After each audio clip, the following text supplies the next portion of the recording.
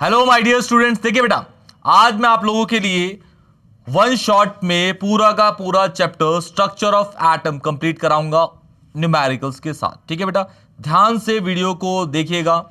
बहुत बच्चों की डिमांड थी कि भाई आप लाइव सेशन सर ले लीजिए, हमारे वन शॉट में इसको कंप्लीट करा दीजिए, क्योंकि बच्चों के कुछ एग्जाम अब कल ही एग्जाम है और फिर बच्चों के अब एग्जाम तो आने ही वाले हैं। ऑलमोस्ट स्कूल बंद हो गए हैं सबके।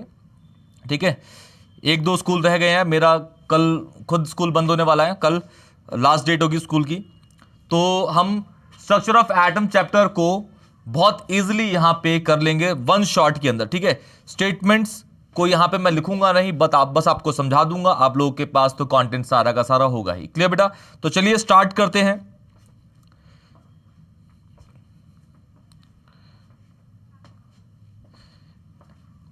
इसमें लाइव शो नहीं हो रहा, देखियो। ठीक है चलिए बेटा, देखिए सबसे पहला आपको मैं इस चलिए बेटा, देखिए सबसे पहला इस चैप्टर के अंदर जो मेन कंटेंट है आप लोगों के, वो है आपका सबसे पहला आपका है Planck's quantum theory. Planck's quantum theory basically होती क्या है कि भाई कोई भी लाइट है, लाइट हमेशा डायरेक्टली प्रोपोर्शनल होती है किसके? फ्रीक्वेंसी लाइट की। क्लियर? तो इसकी स्टेटमेंट क्या होती है, ध्यान से देखिएगा बेटा।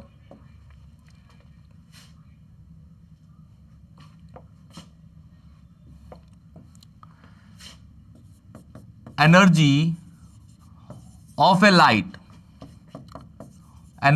light is always directly proportional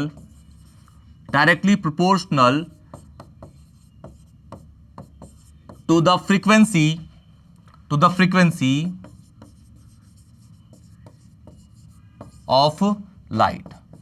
of light। ठीक है, यह कहता है आपका प्लांक्स क्वांटम थ्योरी। ठीक है, फॉर्मूला इसका बनता है, एनर्जी जो है वो डायरेक्टली प्रोपोर्शनल होती है फ्रीक्वेंसी के। E is energy, mu is आपकी फ्रीक्वेंसी। क्लियर? डायरेक्टली प्रोपोर्शनल है। ठीक है, और ये हम आपका यूज करते हैं वन फोटोन के लिए। जो फॉर्मूला भी ड्राइव होगा आपका वन फोटोन के लिए होगा। अब फोटोन क्या होता है भाई? लाइट जो बनती है ना, वो बहुत सारे फोटोन से मिलकर बनती है। जैसे ये लाइट जल रही है, तो इस लाइट के अंदर आपके पास बहुत सारे फोटोन है। वो फोटोन जब मिलते हैं तो लाइट बनाते हैं। तो मतलब कहने का, अगर आपसे बोला जाए कि डिफाइन द टर्म फोटोन, तो आप बोलोगे स्मॉल पैकेट ऑफ लाइट या small packet of energy. Energy is a kind of light, आप सबको पता है। तो लाइट क्या होता है? बहुत सारे फोटोन्स का मिक्सचर होता है जिससे हम लाइट बनती है। क्लियर? ओके, तो E is directly proportional to the mu. Energy of radiation या energy of light is directly proportional to the frequency. और फोटोन, लाइट, रेडिएशन, स्पेक्ट्रम, ये सारा एक ही वर्ड है, लाइट। ठीक है ना? ओके, हम यहां पे प्रोपोर्शनैलिटी को जब हटाएंगे तो एक कांस्टेंट को डालते हैं, उसे कहते हैं आपका H। उसका नाम है प्लांक्स कांस्टेंट। क्या कहलाता है बेटा? Planck's constant. This is called Planck's constant. Planck's constant, जिसकी वैल्यू होती है 6.626 इंटू 10⁻⁻34 जूल पर सेकेंड। ये इसकी वैल्यू है। ठीक है ना? अच्छा, अब फ्रीक्वेंसी को हम अगर चेंज करना चाहे वेवलेंथ की टर्म में, तो आप लोगों ने 9th क्लास के अंदर पक्का ये फॉर्मूला पढ़ा होगा। फॉर्मूला आपका ये है, C is equal to mu into lambda. और यहां पे जो C होता है उसे बोलते हैं स्पीड ऑफ लाइट। क्या बोलते हैं? Speed of light. Speed of light की वैल्यू आप सबको पता होगी, 3 × 10⁸ मीटर पर सेकेंड होती है। ठीक है, और दुनिया में सबसे तेज चलने वाली चीज का नाम है स्पीड ऑफ लाइट।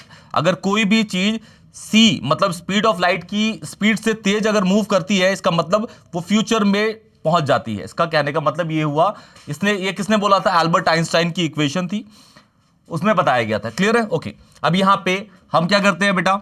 म्यू की वैल्यू को निकालते हैं। यहां से देखिए, इसको लिख दूं मैं, mu is equal to C by lambda. ठीक है, और ये lambda is equal to mu is equal to C by lambda जो है, इस जगह पे पुट कर देता हूं, तो ये हो जाएगा आपका C बाय लैम्डा। ये है जिसकी वैल्यू क्या होती है? 6.626 इंटू 10⁻⁻34 और C जिसकी वैल्यू होती है 3 इंटू 10⁸। ठीक है, मीटर पर सेकंड। अब ये सी, एच और सी दोनों के दोनों कांस्टेंट है, और कांस्टेंट को जब दूसरे कांस्टेंट से मल्टीप्लाई करते हैं, डिवाइड करते हैं, तो ऑब्वियसली एक नया कांस्टेंट जनरेट होगा जिसकी वैल्यू होती है यहां पे E is equal to 19.878 into 10 की पावर माइनस 26, ठीक है, और ये लैम्डा, ये 26 है बेटा, क्लियर है। और एनर्जी है तो ऑब्वियसली ये जूल में होगा। और अगर हम बात करें कि ये 1 मोल फोटोन के लिए होता, मतलब एन की वैल्यू, जो एन होता है आपका नंबर ऑफ फोटोन्स होता है, यहां पे एन की वैल्यू अगर 1 मोल ऑफ फोटोन है तो फोटोन्स कितने होंगे, 6.022 इंटू 10 की पावर 23, ठीक है बेटा, फोटोन्स। तो यहां पे तब उस टाइम जब 1 मोल फोटोन होगा तो ये जूल पर मोल आ जाएगा, क्योंकि एक फोटोन के लेके चल रहे हैं, 1 मोल ऑफ फोटोन के लेके चल रहे हैं, ठीक है बेटा। तो ये आपका फॉर्मूला है, ये वाला इन टर्म्स ऑफ एनर्जी और फ्रीक्वेंसी को रिलेट करा गया।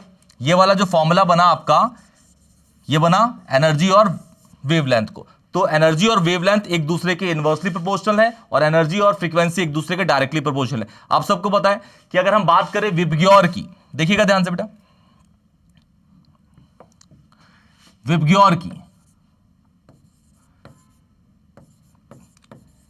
विबग्योर की अगर हम बात करें यहां पे तो यहां से यहां तक, मतलब वॉयलेट से रेड तक, वॉयलेट से रेड की तरफ मूव करते हैं तो हमारा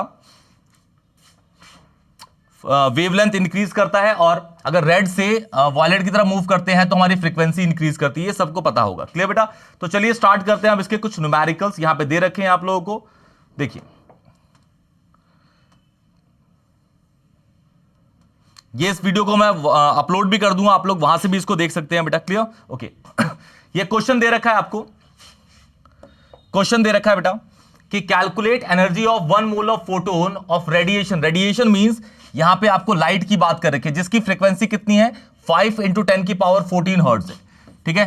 तो यहां पे हम इसको सॉल्व करते हैं, आपको एनर्जी निकालना है, ठीक है। एन की वैल्यू दे रखी है, N is 1 mole of photon, N is 1 mole of photon, मतलब 1 मोल ऑफ फोटोन जो होगा वो होगा 6.022 टू 10 की पावर 23 फोटोन्स होंगे,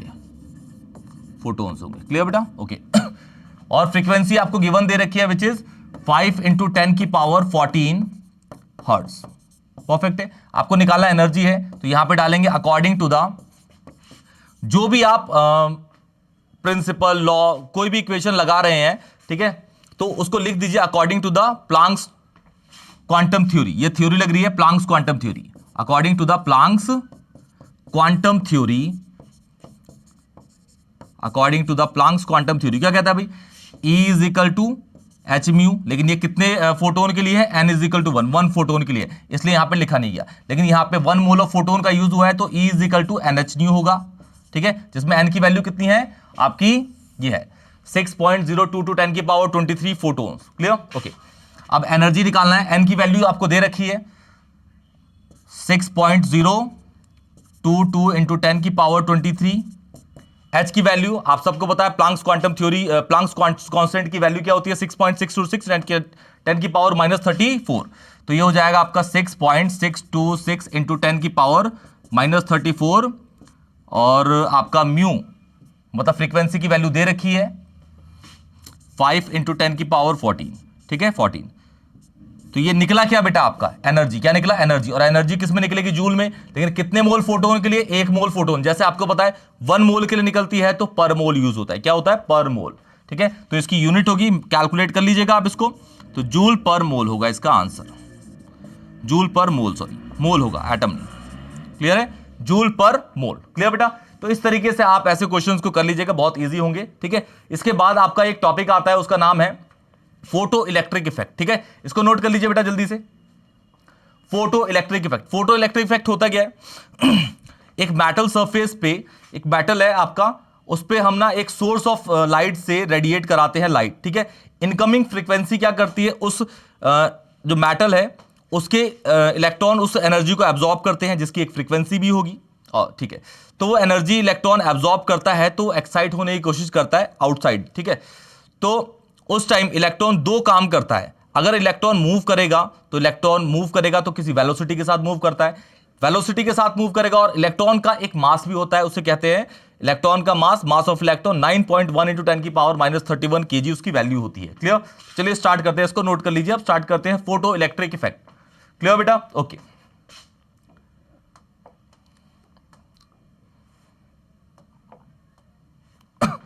फोटो इलेक्ट्रिक इफेक्ट देखिए क्या है। सपोज हम कहते हैं कि भाई ये मेरे पास ना एक मेटल की शीट है, ये मेरे पास सूरज है जिसको हम सन कह रहे हैं, इससे लाइट आ रही है, एक इलेक्ट्रॉन, इस बहुत सारे इलेक्ट्रॉन होंगे वैसे इस मेटल पे, हम एक इलेक्ट्रॉन को लेके चलते हैं, ठीक है? ओके, ये सन है, सन से अगर कोई लाइट आ रही है तो ऑब्वियसली उसकी एक एनर्जी होगी, और वो एनर्जी कौन सी है? लाइट की एनर्जी अभी तो हमने पढ़ी कौन सी? प्लैंक्स क्वांटम थ्योरी में, जिसकी एनर्जी होगी E is equal to H nu. H nu, E is equal to क्या होगा? H mu. क्लियर बेटा? E is equal to H mu, ठीक है? ध्यान देखिएगा बेटा, अब लाइट आ रही है जिसकी energy E is equal to H mu है, उसकी फ्रीक्वेंसी भी होगी, उसकी फ्रीक्वेंसी है म्यू, ठीक है? उसे बोलेंगे इनकमिंग फ्रीक्वेंसी। अब ये इलेक्ट्रॉन क्या करेगा? उस एनर्जी को या उस लाइट की एनर्जी को एब्जॉर्ब करेगा। एनर्जी एब्जॉर्ब करेगा तो एक्साइट होने की कोशिश करेगा अपनी लोअर ऑर्बिट से हायर ऑर्बिट की साइड में, लोअर टू हायर ऑर्बिट की साइड में। क्लियर? ओके। अब इलेक्ट्रॉन है तो इलेक्ट्रॉन का मास होता है जिसको मैं me से डिनोट करता हूं, जिसकी वैल्यू होती है 9.1 इंटू 10 की पावर -31 kg, ठीक है? इन टर्म्स ऑफ केजी ही आपको मास लेके चलना है, 9.1 इंटू 10 की पावर -31 kg। क्लियर है? ओके। अब ये मूव करेगा तो ऑब्वियसली कि भाई एक वेलोसिटी के साथ मूव करेगा, वेलोसिटी के साथ मूव करेगा, वेलोसिटी उसकी हो जाएगी v। अब वो कुछ भी होगी, किसी भी वेलोसिटी के साथ वो मूव कर रहा होगा, उससे हमें कोई फर्क नहीं पड़ रहा। क्लियर? ओके, ठीक है, ठीक है। अब इलेक्ट्रॉन अगर मूव करेगा, उसके पास मास है और वेलोसिटी है। अगर मास है, वेलोसिटी, इट मींस कि उसके पास काइनेटिक एनर्जी होगी, क्योंकि काइनेटिक एनर्जी का जो फॉर्मूला होता है वो होता है आपका ½ mv²। और आप बोलेंगे सर ये तो आप इस इलेक्ट्रॉन के पास तो मोमेंटम भी हो सकता है। हाँ बिल्कुल हो सकता है, क्योंकि momentum is equal to mass into velocity, इसके पास काइनेटिक एनर्जी और मोमेंटम दोनों होगा। लेकिन मैं यहां पे बात करूंगा काइनेटिक एनर्जी की, क्योंकि आपकी एनर्जी रही है तो वो कन्वर्ट भी किसमें होगी? एनर्जी के अंदर। क्योंकि according to the law of conservation of energy can neither be created nor be destroyed but it can transfer into one form to another. Energy को एक फॉर्म से दूसरे फॉर्म में या दो अलग अलग फॉर्म में उसको कन्वर्ट किया जा सकता है, लेकिन एनर्जी को कभी भी खत्म नहीं किया जा सकता according to the law of conservation of energy. Clear? तो सबसे पहले तो ये जो एनर्जी है वो किसमें कन्वर्ट हुई? काइनेटिक एनर्जी, ठीक है? इसका फॉर्मूला आप सबको पता है, ½ mE_v² लेंगे। me इज यहां पे मास ऑफ इलेक्ट्रॉन, ठीक है? अब इलेक्ट्रॉन अगर यहां से मूव करेगा तो ऑब्वियसली एक वर्क भी करेगा। क्या करेगा? वर्क भी करेगा। तो उसे बोलेंगे हम क्या? W0। वो होता है आपका वर्क फंक्शन, ठीक है? वर्क फंक्शन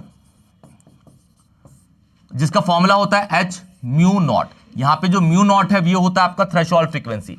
एक आने वाली फ्रीक्वेंसी होती है म्यू, और जो जाने वाली जिससे इलेक्ट्रॉन निकलता है उसे बोलते हैं हम थ्रेशोल्ड फ्रीक्वेंसी। हमेशा याद रखिएगा, 3 केसेस आप लोगों ने पढ़े होंगे पक्का कि भाई इनकमिंग फ्रीक्वेंसी हमेशा ज्यादा होती है आउटगोइंग से।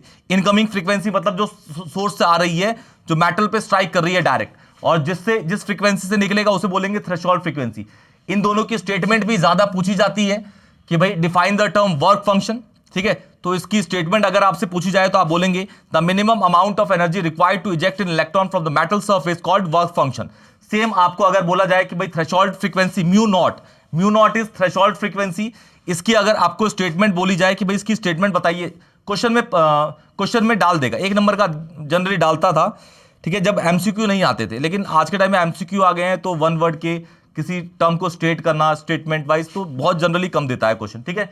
ठीक है, तो थ्रेशोल्ड फ्रीक्वेंसी की भी स्टेटमेंट वही है, बस आपको वर्क फंक्शन की टर्म से जो स्टेटमेंट है उसे एनर्जी हटा के बस फ्रीक्वेंसी लगाना है। तो the minimum amount of frequency required to eject an electron from the metal surface called आपकी थ्रेशोल्ड फ्रीक्वेंसी हो जाती है। परफेक्ट, ओके, ठीक है। अब यहां देखिए, एक एनर्जी आई थी जो थी E, और वो कितने में बट गई? एक वर्क फंक्शन में, एक काइनेटिक एनर्जी। इसका मतलब ये हुआ कि भाई ध्यान देखिएगा बेटा कि जो इनकमिंग थी वो बट गई k.E प्लस वर्क फंक्शन के अंदर, ठीक है? E is equal to k.E plus W0। इसका फॉर्मूला क्या था भाई? h म्यू, आपको पता है।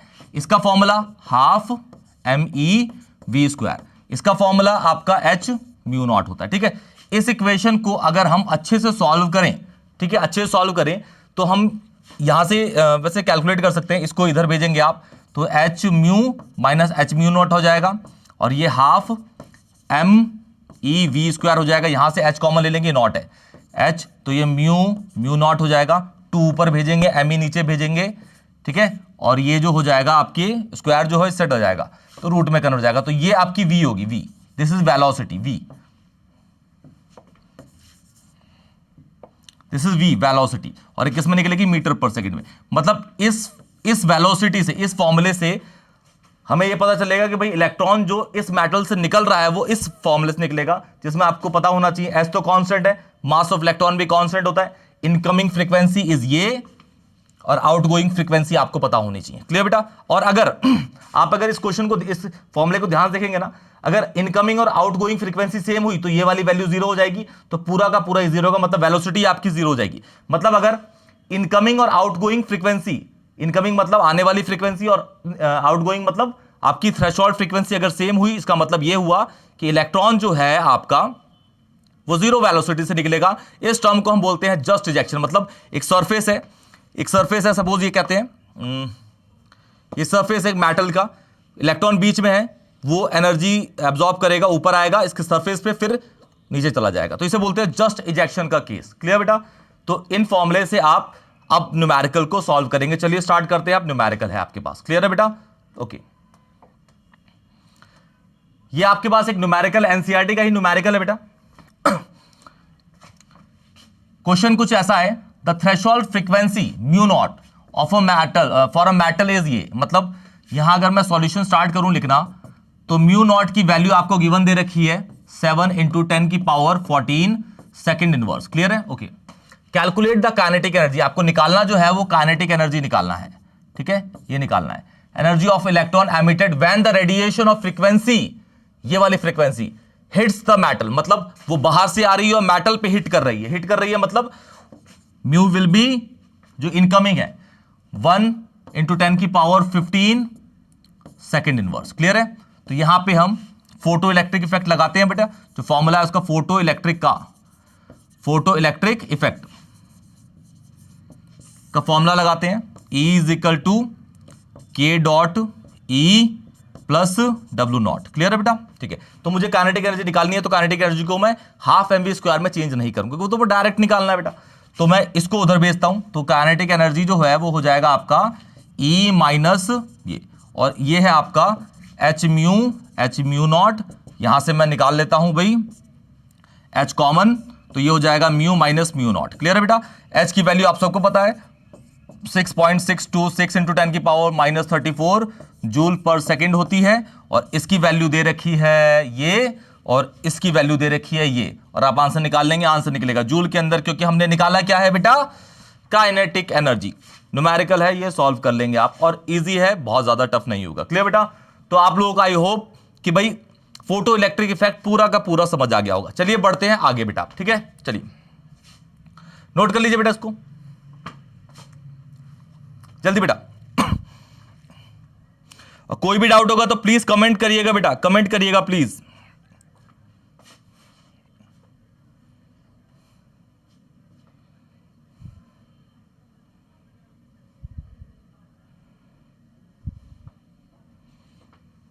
प्रांजल गौतम, गुड इवनिंग बेटा। Rishabh Gusain, good evening. Ashok Mehta, good evening बेटा। ठीक है, वॉइस सही है, ठीक है बेटा। जय, गुड इवनिंग बेटा। प्रांजल, ये ब्लर आ रहा है अवनीश, देखना ब्लर है क्या कुछ है? सही है, ब्लर नहीं है बेटा, सब कुछ सही है। ठीक है बेटा, सही आंसर है बेटा। प्रांजल शाबाश बेटा। इसका आंसर भी मुझे कमेंट सेक्शन में करके बताइएगा बेटा। क्लियर? तो चलिए स्टार्ट करते हैं अब नया, इसके बाद जो भी टॉपिक आएगा देखते हैं। गरिमा सक्सेना, अच्छा मजाक कर रहे थे, ठीक है बेटा, करते रहे मजाक। टैकी अनुराग, नाम लिख दो बेटा, कौन हो, पूरा नाम लिख दो।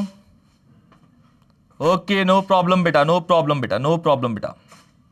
चलिए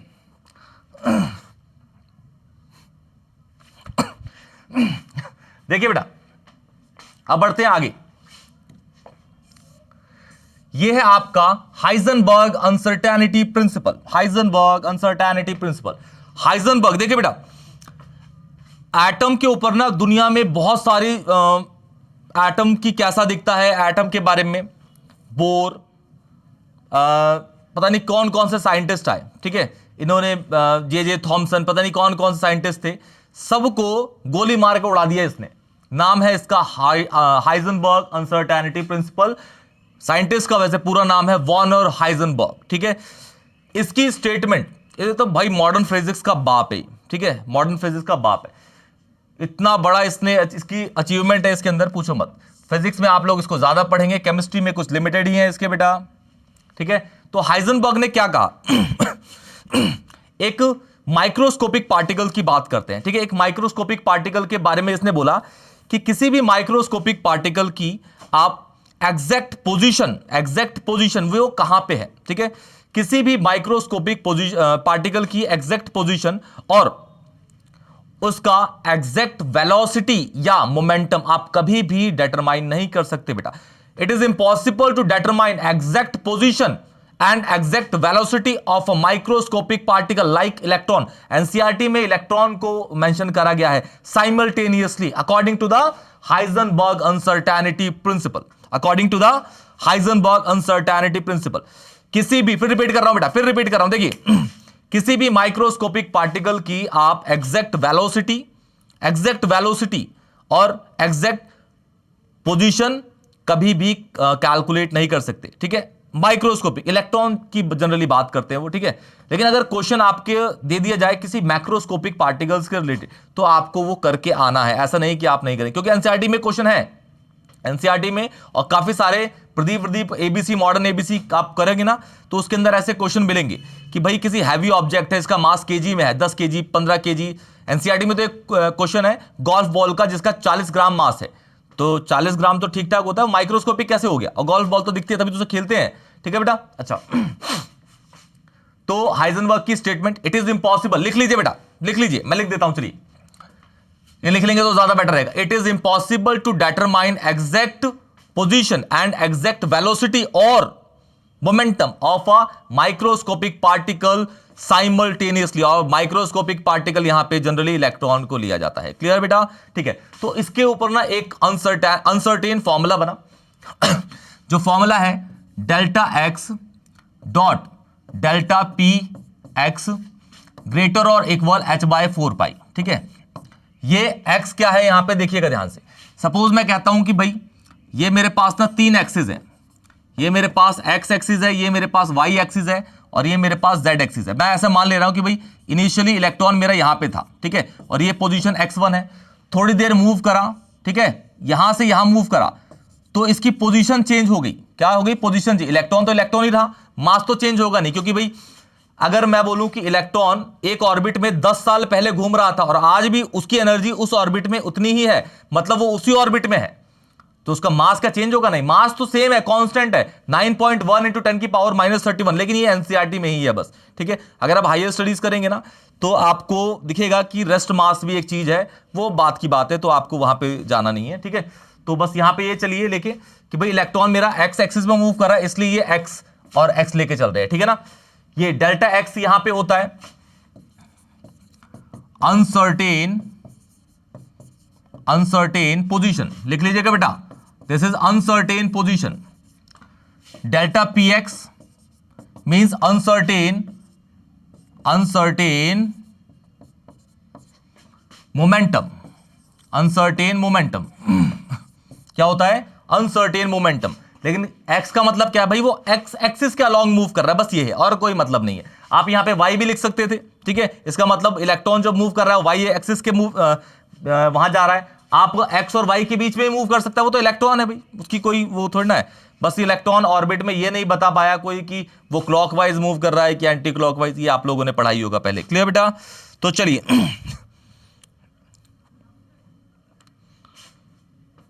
राम राम बेटा।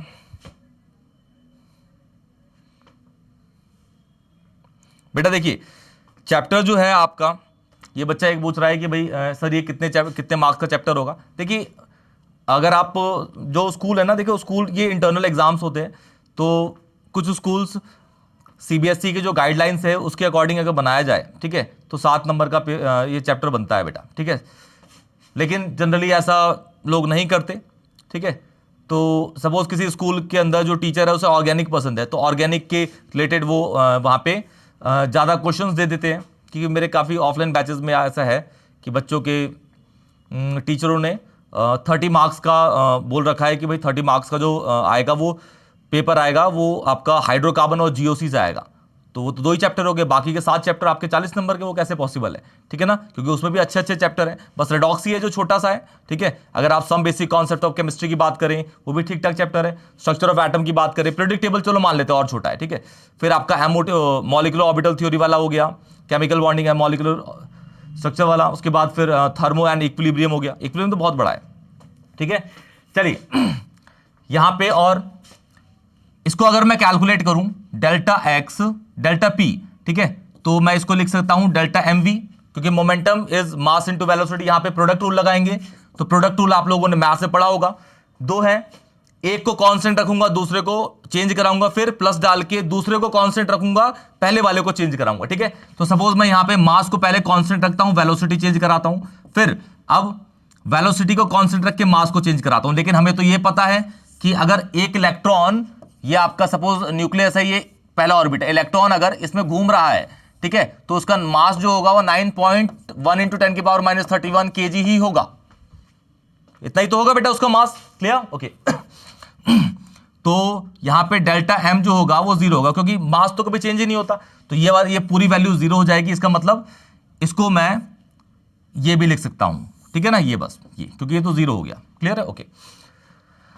तो यहां लिख देता हूं delta p x is equal to m delta p, ये भी हो सकता है, क्लियर है। और यहां पे ये तो पता ही है आपको 6.626 10 की पावर -34, ठीक है। तो फॉर्मूला इसका और आगे बढ़ा के हम लिख सकते हैं कि भाई फॉर्मूला ये भी बन गया हमारा, delta x dot m delta v और ग्रेटर और इक्वल h/4π, ठीक है। लेकिन आप जब ये तो आपका फॉर्मूला है, ठीक है, फॉर्मूला दे दिया, इक्वेशन होगी। लेकिन अगर आप न्यूमेरिकल में यूज करेंगे ना इसको, इसी को न्यूमेरिकल में यूज करेंगे, न्यूमेरिकल में बेटा, ठीक है, तो ये इनइक्वालिटी को आपको हटाए क्या लिखना है, इक्वल लेके चलना है, ये वाला न्यूमेरिकल में। और जैसे फॉर्मूला दे रखा है, बस फॉर्मूला आपको लिखना है, तो ये क्लियर है बेटा। चलिए अब इसका क्वेश्चन सॉल्व करते हैं। प्यारा सा फॉर्मूला आप लोगों के पास है, ये क्वेश्चन है बेटा, गोल्फ बॉल वाला ही लिया मैंने। क्या क्या रखा है, एक गोल्फ बॉल, ठीक है, ये बॉल है, ठीक है, जिसका मास आपको दे रखा है 40 ग्राम, ठीक है। जैसे आपको बताया मैंने कि मास आपको लेना है वो केजी में लेना है, तो भाई मास ले लो जी। मास हो गया 40 इंटू 10 की पावर -3 kg, ठीक है। मास आपका आ गया 40 इंटू 10 की पावर -3 kg, ठीक है। अब बोला गया कि भाई ये फेंका गया 45 मीटर पर सेकंड की वेलोसिटी से, ठीक है। इसकी वेलोसिटी कितनी है, 45 मीटर पर सेकंड की वेलोसिटी। लेकिन जहां पे जाना है, जिस जगह पे एक्यूरेट लगना है, उसका एक्यूरेसी बस 2% है, ठीक है। देखिए फिर से पढ़ते हैं, a golf ball has a mass 40 gram and a speed of 45 meter per second if the speed can be measure within accuracy of 2%, calculate the position. मतलब डेल्टा एक्स आपको कैलकुलेट करना है बेटा, ठीक है। तो आपका ये तो वेलोसिटी दे रखा है, तो वेलोसिटी थोड़ा ना आप डालते हैं, आप तो डेल्टा वी डालते हैं उसके अंदर, फॉर्मूले के अंदर। तो डेल्टा वी कैसे निकलेगा भाई, इसकी एक्यूरेसी निकाल दीजिए। तो कितना परसेंट है, 45 का 2% निकाल लीजिए, ये हो गया 2%, तो ये आ जाएगा 0.9 मीटर पर सेकंड, ठीक है। तो अब यहां पे फॉर्मूला डाल के हम निकाल देंगे डेल्टा एक्स। ये देखिए पहले आपको फॉर्मूला भी लिखना है, ठीक है, हमेशा जो भी, क्योंकि देखो स्टेप मार्किंग तो होती है। सही, ये क्वेश्चन है, आपको पता चला ये हाइजेनबर्ग का है, जो कि इसके अंदर अनसर्टेनिटी वर्ड यूज हो रखा है। इसका मतलब यहां पे सबसे पहले आपको ये गिवन लिखने के बाद जो डाटा आपको गिवन दे रखा है, स्ट्रक्चर बनाओ ना बनाओ, ये डायग्राम जो है वो हल्का फुल्का बना देना अगर हो तो। फॉर्मूला जरूर लिखना है लेकिन, ठीक है, स्टेप मार्किंग है। तो पहले फॉर्मूला लिख देते हैं, delta x dot m delta v, क्योंकि हम न्यूमेरिकली यूज कर रहे हैं इसको, ठीक है, तो इज इक्वल टू डालना है, ठीक है, h/4π, ठीक है बेटा।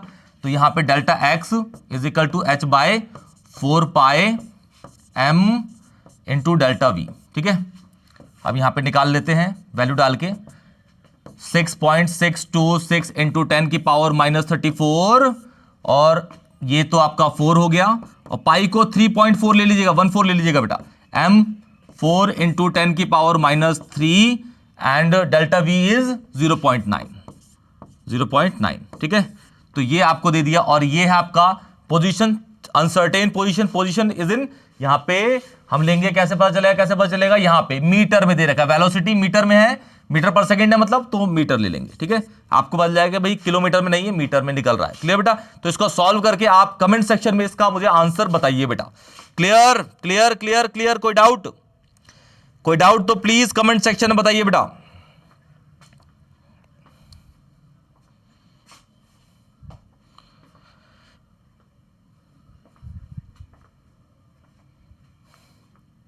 ये जय कोई है बेटा? ये सर आप कितने मार्क्स का दोगे? 3 नंबर का दूंगा बेटा, याद रखना 3 नंबर का।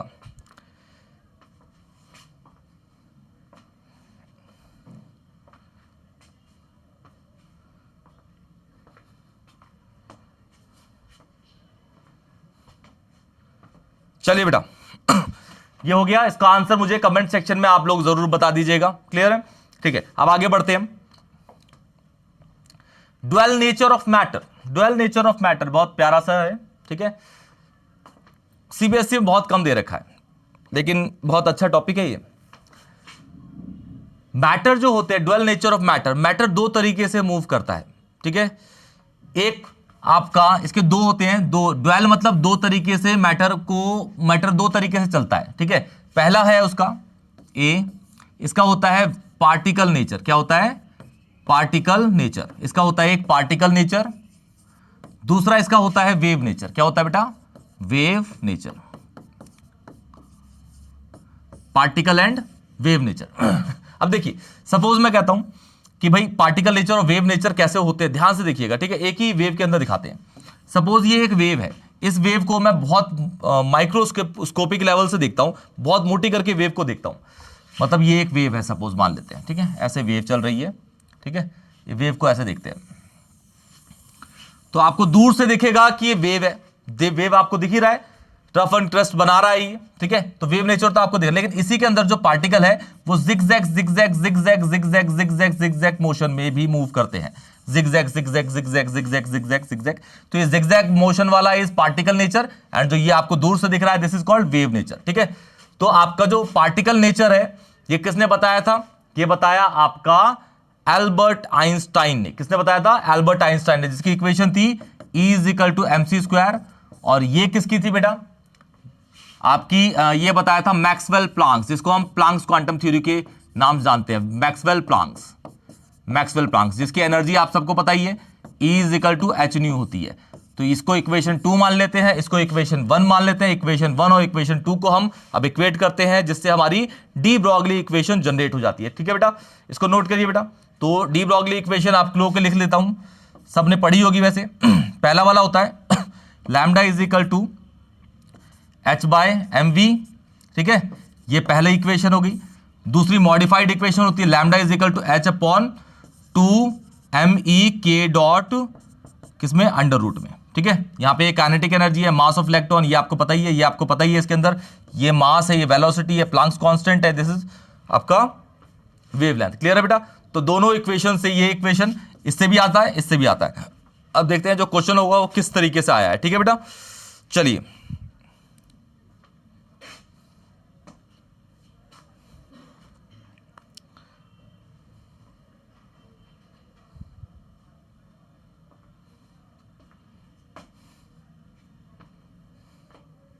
बेटा 3 नंबर कम होते हैं क्या जय?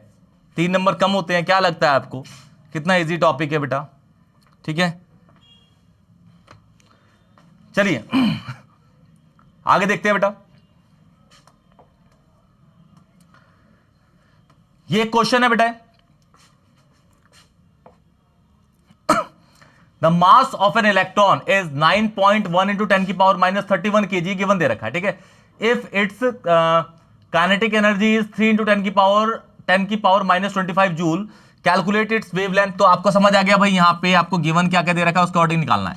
तो mass of electron is 9.1 × 10⁻31 kg, ठीक है। और आपको k.E मतलब काइनेटिक एनर्जी भी गिवन दे रखी है 3 × 10⁻25 जूल, ठीक है। आपको निकालना क्या है, लैम्डा।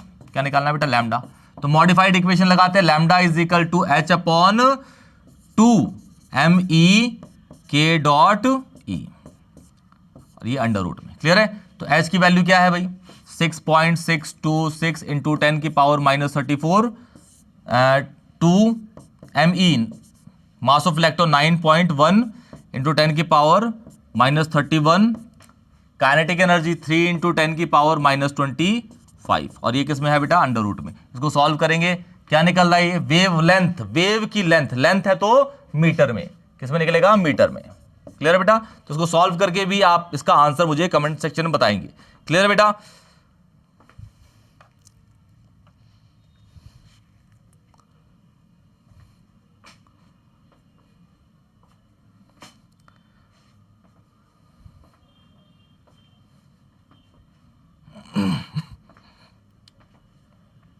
ठीक है, जल्दी नोट करिए बेटा, इसका आंसर मुझे कमेंट सेक्शन में जरूर बताइए, जल्दी बताइए, जल्दी जल्दी जल्दी जल्दी।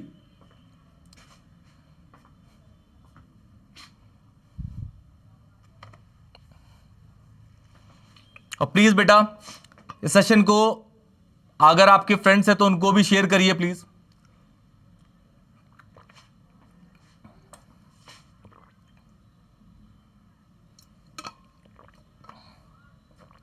जल्दी बेटा।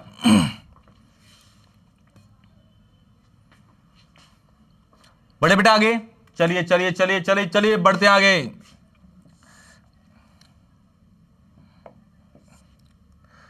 एब्जॉर्प्शन और एमिशन स्पेक्ट्रम।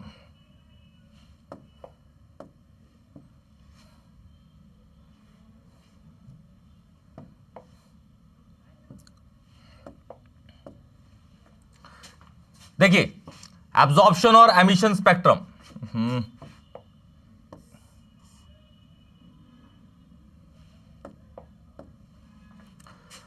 देखिए एब्जॉर्प्शन और एमिशन स्पेक्ट्रम होते क्या है बेटा, ध्यान से देखिएगा। सपोज मैं कहता हूं कि भाई ये मेरे पास ना न्यूक्लियस है, ये मेरे पास पहला ऑर्बिट है, ये दूसरा है, ये तीसरा है, ये चौथा है। आपको पता है कि भाई एटम के पास इन्फिनाइट नंबर ऑफ ऑर्बिट्स होते हैं, ठीक है ना। ये किसने बोला, नील बोर ने बोला कि एटम के पास इन्फिनाइट नंबर ऑफ ऑर्बिट्स होते हैं। हालांकि खाली होंगे, लेकिन होंगे, जरूर होंगे, ठीक है। ये आपका एमिशन का बना देते हैं, ये वाला केस आपका एमिशन का बना देता हूं, और यहां वाला आपका एब्जॉर्प्शन का। ये आपका न्यूक्लियस हो गया, ये पहला ऑर्बिट, दूसरा ऑर्बिट, तीसरा ऑर्बिट, चौथा ऑर्बिट, पांचवा ऑर्बिट, छठा ऑर्बिट, बहुत सारे ऑर्बिट होंगे। एमिशन का केस देखते हैं। सपोज कह रहा हूं कि भाई मेरा जो इलेक्ट्रॉन है वो ये फर्स्ट ऑर्बिट, सेकंड, थर्ड और फोर्थ है, ठीक है।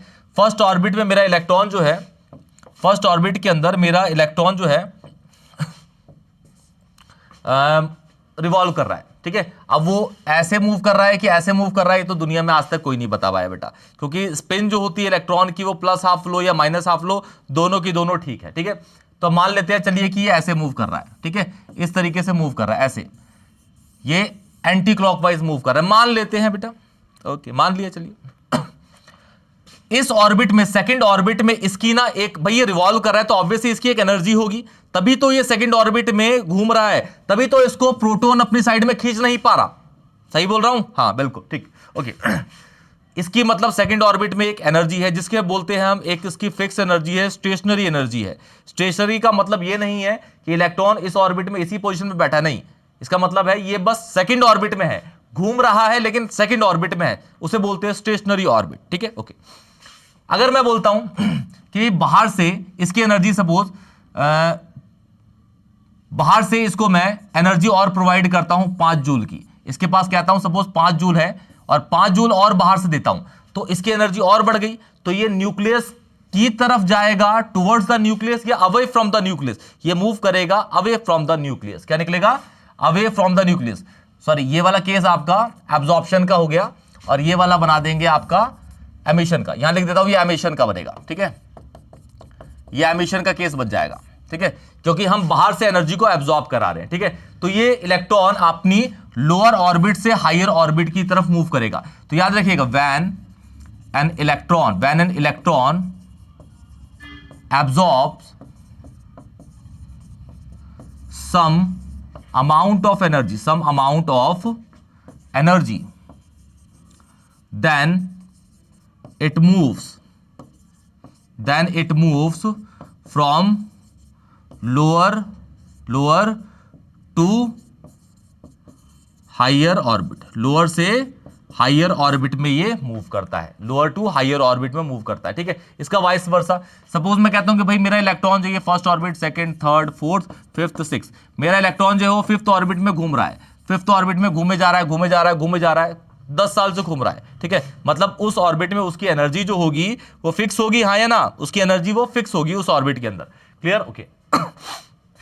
ठीक है, अगर मैं कहूं कि भाई इसकी एनर्जी है, सपोज अभी इस फिफ्थ ऑर्बिट में 15 जूल के अराउंड है, मान लेता हूं, ठीक है, मान लेता हूं इस ऑर्बिट में, वैसे इतनी नहीं होती, उसका एक फॉर्मूला है वो मैं अभी लिखवाता हूं आपको।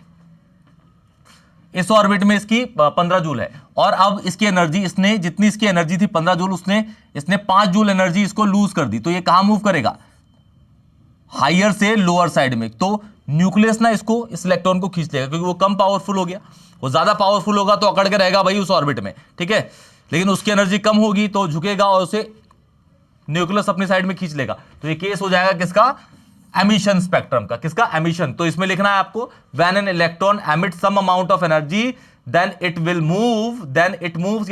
Move from higher orbit to lower orbit, this is called what, emission spectrum. Emission spectrum का केस है, क्लियर है बेटा। अब इसका फॉर्मूला लिखते हैं, ध्यान से याद रखिएगा इसको नोट कर लीजिए बेटा, स्टेटमेंट आप बना लेंगे, फिर से नोट कर लीजिए, बोल देता हूं, व्हेन एन इलेक्ट्रॉन एमिट्स या lose some amount of energy then electron moves from higher orbit to lower orbit, higher से लोअर की साइड मूव करेगा, ठीक है। अच्छा, अब एक ऑर्बिट में इलेक्ट्रॉन की एनर्जी कितनी हो, अगर एक इलेक्ट्रॉन एक ही ऑर्बिट में घूम रहा है तो उसकी एनर्जी कितनी होती है वो लिखवाता हूं, देखिए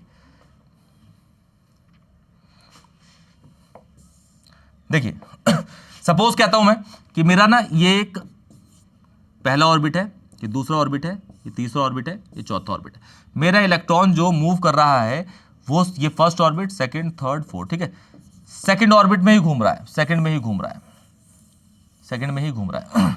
तो ईएन मतलब इलेक्ट्रॉन जो एनर्जी है वो nth ऑर्बिट की होगी, ठीक है। अगर मैं फर्स्ट बोलूंगा तो E की वैल्यू, n की वैल्यू 1 हो जाएगी, सेकंड ऑर्बिट बोलूंगा तो E 2 हो जाएगा सेकंड ऑर्बिट की। तो उसकी एनर्जी होती है -2.18 इंटू 10 की पावर -18 1/n², और ये हो जाता है आपका z²। z मतलब ये है, z ये बताएगा भाई ये कौन सा एटम है। z बेसिकली यहां पे क्या होगा, z एटॉमिक नंबर होगा। भाई जो इलेक्ट्रॉन होगा ये जो मूव कर रहा है, किसी एटम का तो होगा, हाइड्रोजन का होगा तो z की वैल्यू 1, हीलियम का होगा तो z की 2, लिथियम होगा तो 3, बेरिलियम होगा तो 4, ऐसे ही सोडियम होगा तो 11। वैसे इतना बड़ा जाता नहीं है, क्लियर है बेटा। तो इसकी एनर्जी तो ये फॉर्मूला ये होता है, माइनस में होती है, याद रखिएगा, माइनस के अंदर, ठीक है। तो मतलब एक्सोथर्मिक होगा। यूनिट इसका हमेशा होता है जूल पर एटम, ठीक है ना। अगर मैं फर्स्ट ऑर्बिट के बारे में बात करूं कि भाई फर्स्ट ऑर्बिट में क्या होगी इसकी एनर्जी, तो इसकी जगह आपको 1 लिख देना है और इसकी जगह 1 लिख देना है, ठीक है। और 2 के लिए 2, तो इसके लिए इसकी जगह 2, समझ गए। 3 फिर इसके लिए 3, ठीक है। और z की वैल्यू कैसे होगी आपकी, जैसे इलेक्ट्रॉन जो है हाइड्रोजन का है तो z की वैल्यू 1 हो जाएगी, ठीक है। क्वेश्चन भी होगा एक, देखते हैं इसका, ठीक है। नोट कर लीजिए बेटा, जल्दी बेटा, फास्ट नोट करिए, जल्दी जल्दी जल्दी।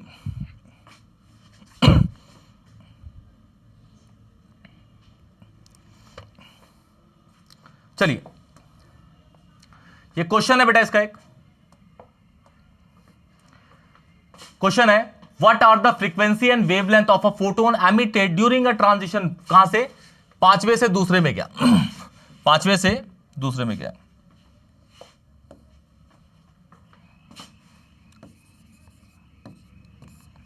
ये मान लेते हैं ये न्यूक्लियस है, ये पहला ऑर्बिट है, ये दूसरा ऑर्बिट है, ये तीसरा ऑर्बिट है, ये चौथा ऑर्बिट है, ये पांचवा ऑर्बिट है, ठीक है।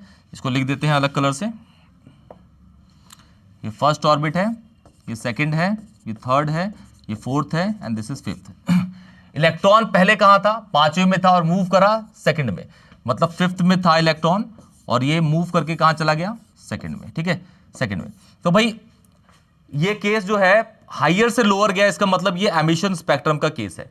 अब भाई एनर्जी इसने लूज करी, एनर्जी मतलब चेंज हुई, एनर्जी चेंज होगी तो according to the Planck's quantum theory frequency भी चेंज होगी, फ्रीक्वेंसी चेंज होगी मतलब फ्रीक्वेंसी कैलकुलेट भी होगी।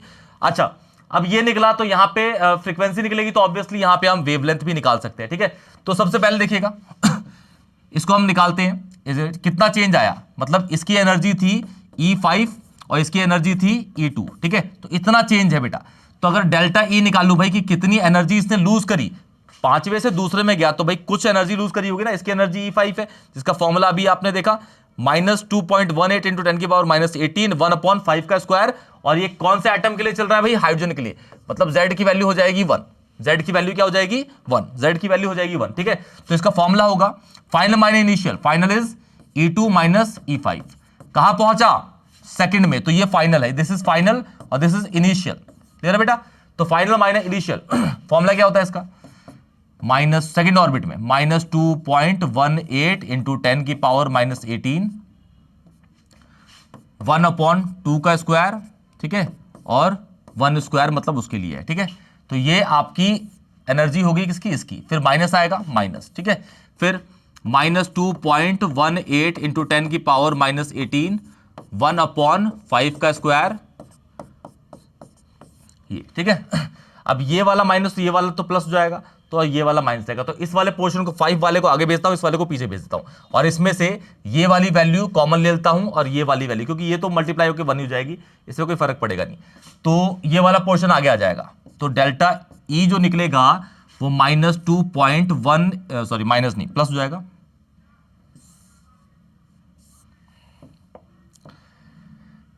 -2.18 इंटू 10 की पावर 80 माइनस का 18 1/25, इसको कर दिया, फिर 1/4, ठीक है।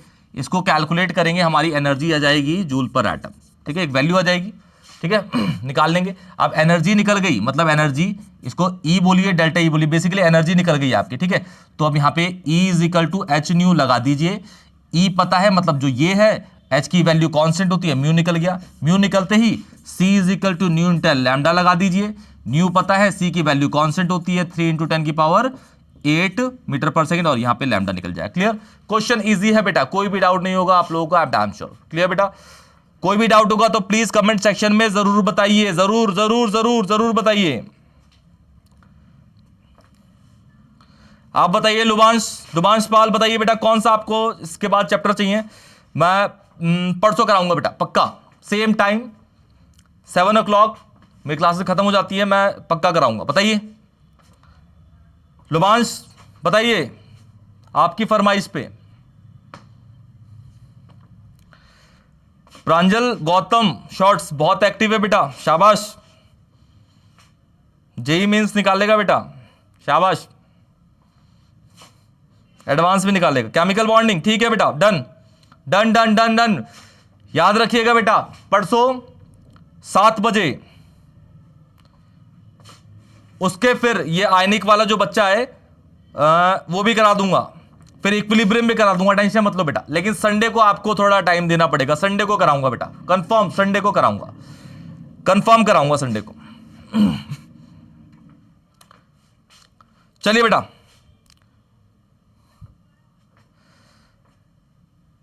प्रांजल गौतम आप बेटा मुझे मेरे इंस्टा पे आप टेक्स्ट कर देना, मैं आपको पर्सनली बता दूंगा इंस्टा पे, ठीक है। चलिए इसको सॉल्व कर लीजिए, इसका आंसर मुझे इसकी डेल्टा ई की वैल्यू भी, म्यू की वैल्यू भी एंड लैम्डा की वैल्यू भी कमेंट सेक्शन में जरूर बताइए बेटा। क्लियर, जल्द चलिए स्टार्ट करते हैं। अब इसको नोट कर लीजिए फास्ट।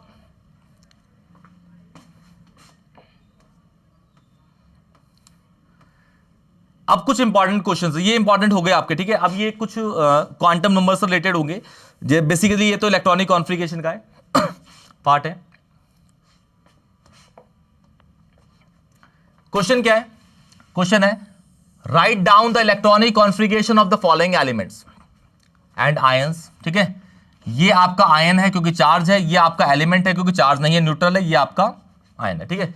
तो सबसे पहले Fe का तो एटॉमिक नंबर देखिए भाई, 30 से अगर 1 to 30 अगर कोई भी एलिमेंट देता है तो याद रखिए उसका एटॉमिक नंबर आपको गिवन नहीं देगा, या दे भी सकता है, लेकिन आप ऐसा नहीं बोल सकते क्योंकि सीबीएसई ने बोला 1 to 30 आपको एलिमेंट्स याद रखने, टिप्स पे होने चाहिए बेटा आपको। 10 तक तो आपको पता ही है, 1 to 20 हाइड्रोजन 2 कैल्शियम तो आपको याद ही होते हैं। फिर आपको आते ही 11th क्लास के अंदर 1 to 30 एलिमेंट्स रटवा दिए जाते हैं, ठीक है। 21 scandium, titanium, vanadium, ETC zinc तक पहुंच जाता है, तो 30 तक तो आपको नहीं मिलेगा, लेकिन 30 से ज्यादा हुआ तो एटॉमिक नंबर देगा आपको, ठीक है बेटा। ओके, चलिए पहले Fe की निकालते हैं, उसके बाद Fe, पहले Fe की निकालते हैं, उसके बाद हम निकालते हैं Fe2+ की। पूरी कॉन्फ़िगरेशन लिखनी है, वो लास्ट वाली नहीं लिखनी है आपको पूरी। तो कैसे लिखते हैं बेटा, हमारे पास वो ट्रिक है, याद आप लोगों ने पढ़ी होगी, 26 एटॉमिक नंबर है इसका, ठीक है। लेकिन 26 है, लेकिन हमें इलेक्ट्रॉन कितने फिल करने पड़ेंगे, 24, क्योंकि इस पे +2 चार्ज है, 2 इलेक्ट्रॉन निकल चुका है। लेकिन सबसे पहले हम 26 के लिए ही फिल करेंगे, फिर उससे इलेक्ट्रॉन निकाल देंगे 2, तो हमारी कॉन्फ़िगरेशन बन जाएगी, ठीक है। 26 है, तो सबसे पहले school, school, public, school, public, school, ठीक है। डी यहां तक हो जाएगा आपका। एस को स्टार्ट करिए 1 2, एस को फिल करते हैं पहले 1s 2s फिर 3s फिर 4s। एस की काउंटिंग 1 से होगी, पी की काउंटिंग 2 से होगी, तो 2 3 और डी की होगी 3 से, ठीक है। ओके, एस में एक ऑर्बिटल होता है, तो भाई कितने इलेक्ट्रॉन फिल होंगे, 2, क्योंकि एक ऑर्बिटल में 2 इलेक्ट्रॉन आते हैं according to the Pauli exclusion principle. एक ऑर्बिटल में 2 इलेक्ट्रॉन्स आते हैं अपनी ऑपोजिट स्पिन के साथ। आपको ऑर्बिटल भी बना के चलने हैं बेटा, याद रखिएगा। यहां पे 2 6 2 फिर 6 फिर 2 फिर 6, तो ये 26 हो गए बेटा। आपको फिल करके चलना है।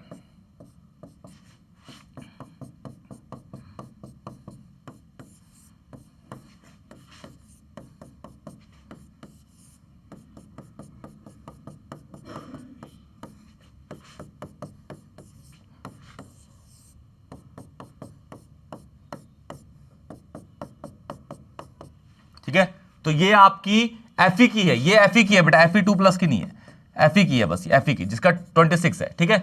लेकिन अब मुझे Fe2+ की निकालनी है, तो भाई मेरा आउटर यहां तक देखोगे ना, तो यहां तक, इससे पहले वाला तक ये आर्गन हो गया।